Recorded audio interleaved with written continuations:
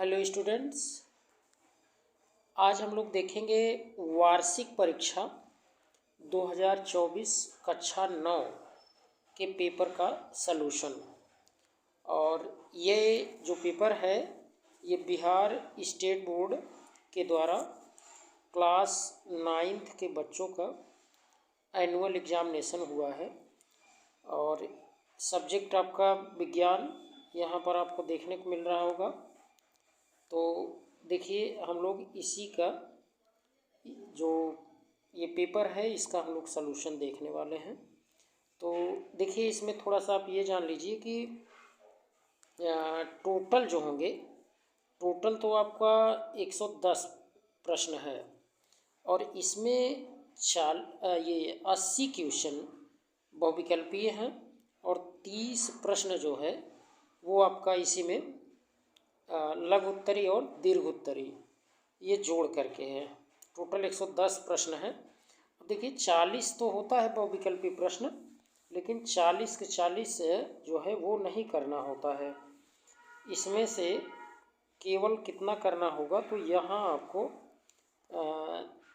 देखिए 80 यहाँ दिया है ना, जूम करके आपको दिखाते हैं। तो यहाँ देखें, 1 से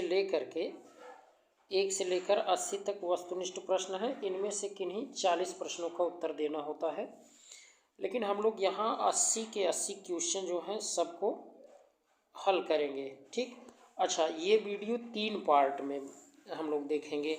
40 प्रश्न अभी देख लेते हैं, फिर 40 बहुविकल्पी देखेंगे। बहुविकल्पी के 2 वीडियो और 1 लघु उत्तरी और दीर्घ उत्तरी का हो जाएगा, क्योंकि वीडियो बहुत लंबा हो जाता है। तो देखिए, क्वेश्चन हम लोग करते हैं। यहाँ फर्स्ट क्वेश्चन आप देखिए। फर्स्ट क्वेश्चन में आपको देखने को मिल रहा होगा कि ऊर्जा का एसआई मात्रक है। तो ऊर्जा का एसआई मात्रक आपको पता ही है। ऊर्जा का एसआई मात्रक क्या है? जूल है। इसमें ज़्यादा कुछ जानने की ज़रूरत नहीं है। ऊर्जा हो जाए या फिर कभी आपसे पूछ लिया जाए कि कार्य का या ऊर्जा का एसआई मात्रक, तो आप उसको कर लेंगे। ठीक, नेक्स्ट क्वेश्चन देखने से पहले जैसे हम लोग थोड़ा सा ये देख लेते हैं। जैसे एम्पीयर की अगर पूछा जाए तो ये आप जानते हैं। विद्युत धारा का ये मात्रक है और मोल पदार्थ के आणविक मात्रा का ये मात्रक जो है मोल है कैंडिला ज्योति तीव्रता का। ठीक है, दूसरा प्रश्न देखते हैं।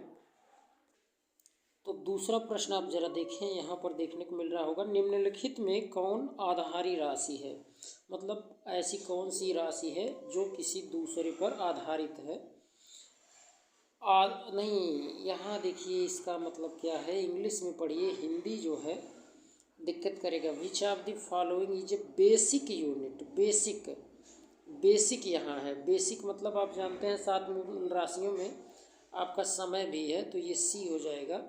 और ये सब तो व्युत्पन्न राशियाँ हैं, जैसे चाल हुआ, वेग हुआ, ये सब क्या हैं? ये आपका व्युत्पन्न राशियाँ हैं। तो यहाँ पूछा था बेसिक यूनिट, तो बेसिक यूनिट टाइम हो जाएगा। 1 मीटर बराबर होता है, तो ये तो सिंपल है, आपको हमेशा याद रखे रहना है इसको, कभी कोई दिक्कत नहीं होगी। मिलीमीटर, सेंटीमीटर, डेसीमीटर, ठीक है, फिर मीटर, उसके बाद डेकामीटर, फिर हेक्टोमीटर और किलोमीटर। ठीक है, किलोमीटर केजी लिख दे रहे हैं। केजी क्या, केएम लिखना होगा, किलोमीटर। तो देखिए सिंपल है। यहाँ पूछ रहा कभी भी ऊपर से नीचे की तरफ आपको जाना पड़े, ठीक है, ऊपर से नीचे की तरफ जाना पड़े तो ध्यान दें, ये मिलीमीटर ये छोटी इकाई है, किलोमीटर आपका बड़ी इकाई है। तो ऊपर से नीचे की तरफ जाएंगे तो बटे में करके लिखते हैं, और नीचे से ऊपर की तरफ जाएंगे तो आप उसको बटे में नहीं, बस ये बड़ा मात्रक हो जाएगा। जैसे देखिए अभी मीटर है, अब मीटर में जैसे 1 मीटर पूछ लिया जाए, 1 मीटर बराबर कितना होगा, तो आप ऊपर अगर मिलीमीटर होता तब तो आप 1000 कह देते, मिलीमीटर अगर होता तो कितना बोल देते, 1000 मिलीमीटर, एम। ठीक है, और अगर यहाँ पर पूछा है ये नीचे की तरफ जाना है, ध्यान दें इधर की तरफ, क्योंकि ऑप्शन के हिसाब से हमें देखना होगा। तो अब आप देखिए यहाँ पर क्या होगा, मीटर के बाद डेकामीटर, हेक्टोमीटर, किलोमीटर। तो 1/1000 आप लिख देंगे, 1/1000 यानी 10⁻³ ऑप्शन में यहाँ देखने को मिल रहा है। ठीक है, सिंपल इसको कर लेंगे। निम्नलिखित में अदिश राशि कौन है? अब देखिए, अदिश राशि और सदिश राशि। सदिश राशि में अगर आप देखिए, अब इसमें ये पूछ रहा है अदिश राशि कौन है। तो अदिश राशि तो आपका चाल है।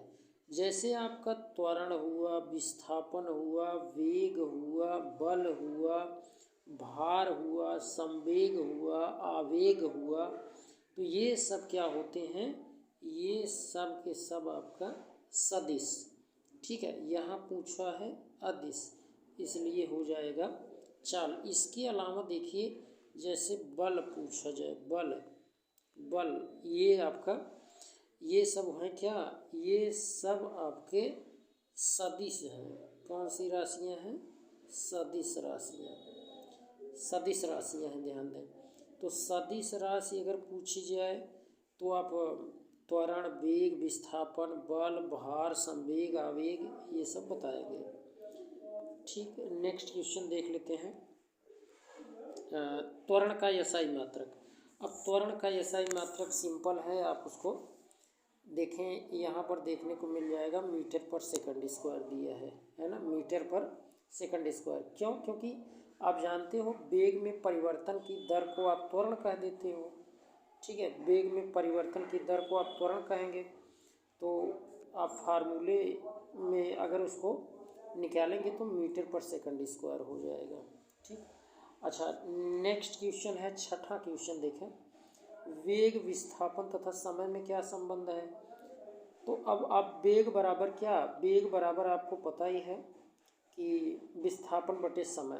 तो इसका तो आपका ऑप्शन नंबर ए ही हो जाएगा। सातवां, किसी m द्रव्यमान की वस्तु जिसका वेग v है तो संवेग p = mv होता है। ये तो बच्चे जानते हैं इसको। पृथ्वी के केंद्र पर गुरुत्वीय त्वरण का मान। देखिए, पृथ्वी के केंद्र पर अगर गुरुत्वीय त्वरण पूछ रहा है तब तो आप शून्य बताएंगे, लेकिन स्वतंत्र रूप में गतिशील अगर पिंड का गुरुत्वीय त्वरण का भी पूछा जाए तब आप जानते हैं 9.81 मीटर पर सेकंड स्क्वायर।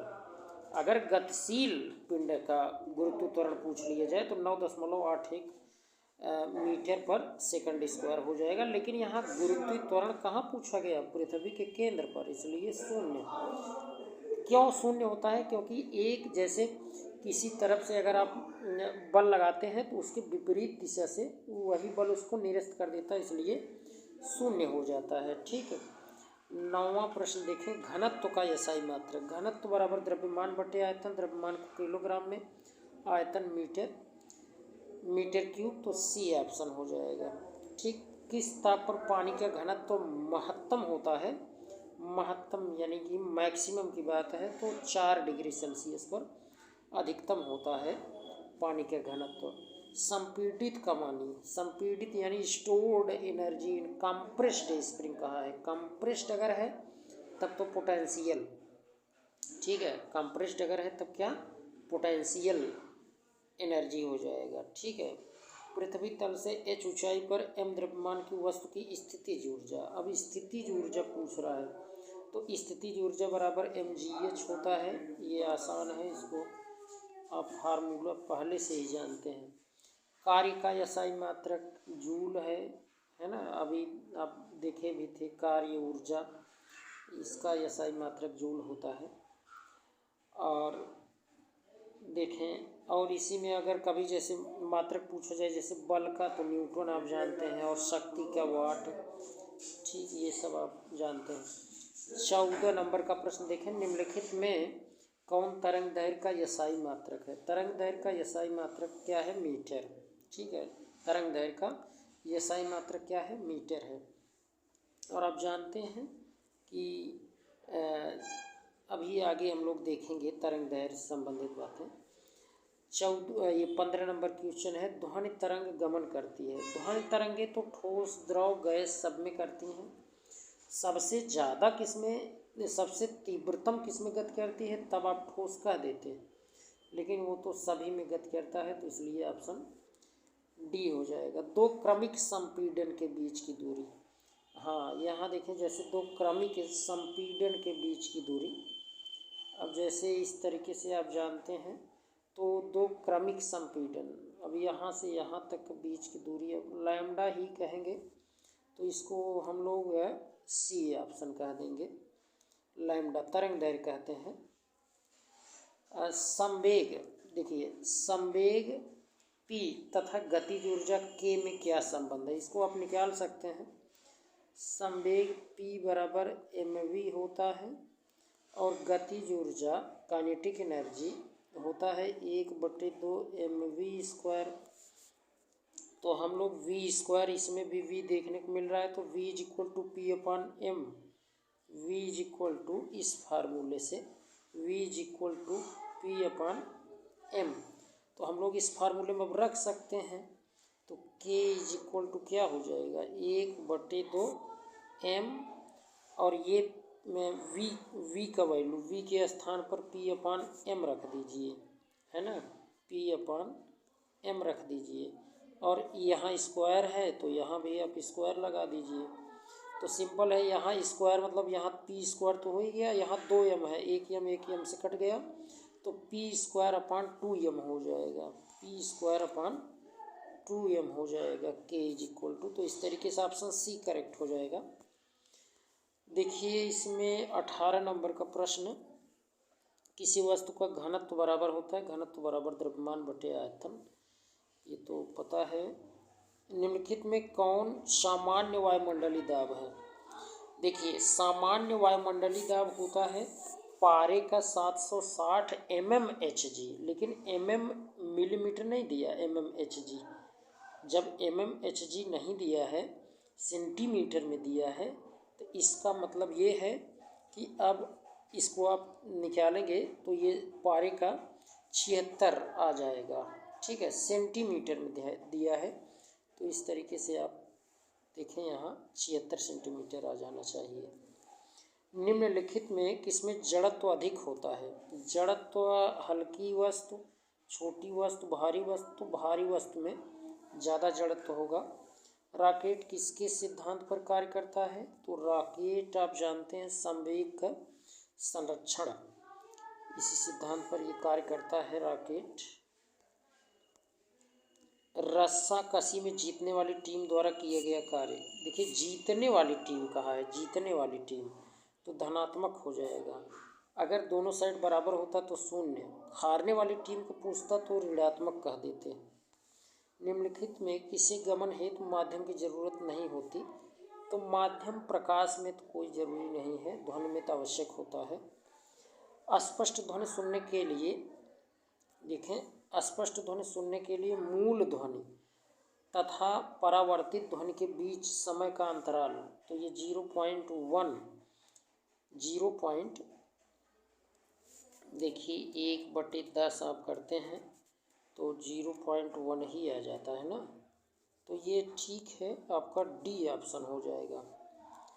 नेक्स्ट है, निम्नलिखित में से किस तरंग का उपयोग धातु की भारी रचनाओं में दरार का पता लगाने में होता है, तो परस्रव्य तरंग का उपयोग करते हैं दरार का पता लगाने में। किसी गतिशील पिंड का वेग आधा करने से उसका संवेग आधा हो जाता है। किसी ठोस पदार्थ का सीधे वाष्प में परिवर्तन, सीधे अगर कोई ठोस है बिना द्रव बदले सीधे अगर वो गैस में बदल रहा है या वाष्प में, तो उसको हम ऊर्ध्वपातन सब्लिमेशन कहते हैं। इसका एग्जाम्पल आप जानते हैं जैसे कपूर है, नैप्थलीन है, इसके अलावा नौसादर है, उसी को आप अमोनियम क्लोराइड कहते हैं, आयोडीन है, या ठोस कार्बन डाइऑक्साइड है, तो ये सब इसके एग्जाम्पल होंगे। खड़िया है, खड़िया मतलब आप जान रहे हैं ये CaCO3 की बात कर रहा है ना, ये पहले वही एक दुद्धि कहते थे, अब चाक उसका डेवलप्ड फॉर्म है, तो ये फार्मूला है, और ये यौगिक है, क्या है, एक यौगिक है। निम्नलिखित में कौन रासायनिक परिवर्तन है? देखिए, जल का उबलना भौतिक है, लोहे का पिघलना भी भौतिक है, जलना कहीं भी आ जाए तो वो रासायनिक हो जाता है, तो कोयले का जलना रासायनिक है। निम्नलिखित में कौन तत्व नहीं है? ब्रोमीन तत्व है, जस्ता तत्व है, नाइट्रोजन तत्व है, लेकिन कागज तत्व नहीं है। ठीक है, इसका ऑप्शन सी हो जाएगा। नेक्स्ट देखिए, वह प्रक्रिया जिसमें इत्र की गंध वायु में चारों ओर फैल जाती है। इत्र की गंध वायु में चारों ओर, यानी अधिक सांद्रता से कम सांद्रता की ओर विलेय व विलायक के कणों का गमन करना अर्थात विसरण कहलाएगा। ठीक है, तो बी ऑप्शन हो जाएगा। निम्नलिखित में किस विधि द्वारा कपूर ये सब ऊर्ध्वपाती पदार्थ है, तो ऊर्ध्वपातन से इसको अलग कर सकते हैं। शुष्क बर्फ जानते हैं आप, ठोस कार्बन डाइऑक्साइड को शुष्क बर्फ कहा जाता है। Very important question. किसी पदार्थ के इकाई आयतन के द्रव्यमान को कहते हैं। देखिए, किसी पदार्थ के इकाई आयतन के द्रव्यमान यानी घनत्व बराबर द्रव्यमान बटे आयतन, अर्थात घनत्व हो जाएगा। निम्नलिखित में से कौन सा एक ऊर्ध्वपातित पदार्थ नहीं है? देखिए, आयोडीन है, कपूर है, नौसादर है, जल नहीं है। जल अभी आपको बताए थे कि कौन कौन से उदाहरण होंगे। देखिए, सोडियम का लैटिन नाम नेट्रियम होता है, आपको पता है। और निश्चित अनुपात, देखिए इसमें अर्जेंटम अगर पूछा जाए तो चांदी का होगा, क्यूप्रम कापर का होता है, प्लम्बम लेड का होता है, सोडियम जो है नेट्रियम हो जाएगा। ठीक है, नेक्स्ट देखिए, यहाँ who proposed the law of constant proportion. तो देखिए, निश्चित अनुपात के नियम का प्रतिपादन किसने किया? तो जेएल प्राउस्ट ने किया था, इसको याद रखे रहें। ठीक है, और इसमें 38 नंबर क्वेश्चन, कैल्शियम फास्फेट का सही सूत्र। देखिए, कैल्शियम का आप जानते हैं ये 2 इलेक्ट्रॉन निकालता है, और फास्फेट जो होता है फास्फेट आयन PO4 3-, तो इसको तिरछा गुणा कर दीजिए, प्लस माइनस ख़त्म हो जाएगा, तो CA3 और PO4 का होल ट्वाइस, ये 2 होल ट्वाइस यहाँ आ जाएगा, तो CA3PO4 का होल ट्वाइस, CA3PO4 का होल ट्वाइस। देखिए ऑप्शन नंबर बी में। निम्नलिखित में कौन कोबाल्ट का सही संकेत है? अब देखिए, ये तो कार्बन मोनोऑक्साइड है, ये तो हो ही नहीं सकता, ये भी नहीं है, तो डी ऑप्शन कोबाल्ट का है। पहला देखिए, सी कैपिटल ओ स्मॉल रहना चाहिए। अगर सी और ओ दोनों कैपिटल में होगा तब कार्बन मोनोऑक्साइड हो गया। ठीक है, अब यहाँ देखें नेक्स्ट क्वेश्चन, Fe2SO4 का होल थ्राइस में Fe की संयोजकता फार्मूला भी बनाना बताए थे। ये Fe का यहाँ जो 3 दिया है ये Fe क्या है, अर्थात +3 हो जाएगा। ठीक, आगे देखेंगे कैंसर के इलाज में।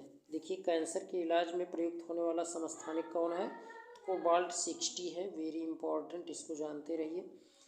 ये देखिए, कार्बन 12 जो होता है, कार्बन 12 का उपयोग हम लोग क्या करते हैं, तो ये आप देखते हैं जैसे परमाणु द्रव्यमान, अणु द्रव्यमान, ये सब ज्ञात करते हैं हम। कार्बन 12 के एक परमाणु के द्रव्यमान से 1 AMU निकालते हैं, आप जानते हैं। आयोडीन 131, ये घेघा रोग के उपचार में हम इसका उपयोग करते हैं। और यूरेनियम 235, 238, ये सब परमाणु बम बनाने में उपयोग किया जाता है, तो इसका ऑप्शन बी करेक्ट होगा। निम्नलिखित में कौन त्रिबंधक तत्व है?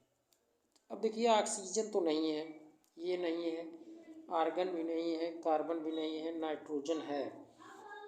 क्यों है त्रिबंध? क्योंकि ऑक्सीजन के बीच में ध्यान दें डबल बॉन्ड होता, आर्गन और कार्बन इनको छोड़िए। अब आप सोचेंगे कार्बन में भी होता है, लेकिन यहाँ अणु की बात हो रही है, तो यहाँ नाइट्रोजन जो होता है ट्रिपल बॉन्ड होता है नाइट्रोजन में, तो ये ऑप्शन आपका ये हो जाएगा। कार्बन एक है ना, अगर जैसे पूछता C2H2 पूछता तब तो आप कार्बन में ट्रिपल बॉन्ड कह देते, तब आप कह देते यहाँ, लेकिन ऐसा कुछ नहीं पूछा, केवल कार्बन दिया है तो ये नहीं होगा।